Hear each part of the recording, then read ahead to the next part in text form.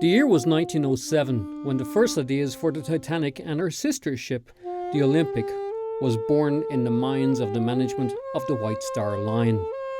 Cunard, the bitter rival to White Star, was going to build two new ships, the Lusitania and the Mauretania, and the bigger and better ships meant a bigger slice of the transatlantic travel trade for the company. The prize was grabbing a share of the tens of thousands of new immigrants who were going to America to start a new life. There were first-class passengers who were willing to pay top dollars to cross in luxury between New York and Europe and back again. Belfast was the centre of shipbuilding in the United Kingdom.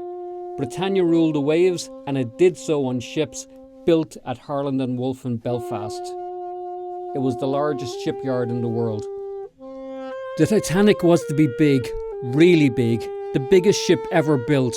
She was going to cost $7.5 million. That's $400 million today. She was going to be the longest ship ever built. She was going to be the tallest ship ever built. She was going to be the fastest. More than 12,000 men worked building her. The ships were riveted together. They were used 3 million red-hot rivets, so hot that they could be only handled using long handles. Little boys had to throw those rivets up into the scaffolding, catch them in leather buckets, bring those red-hot rivets to riveters. They had to be hammered in place.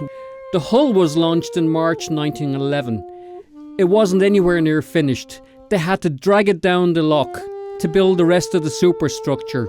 The 4 giant funnels, each were 90 feet high, they had to be placed on board. It took a year to finish off the ship. Titanic was supposed to be launched at the end of March.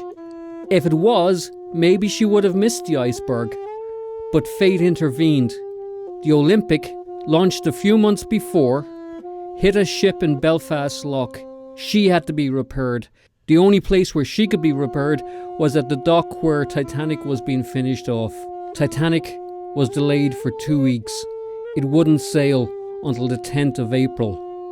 It had, after all, a date with an iceberg it needed to keep. I'm Mick O'Reilly, Gulf News.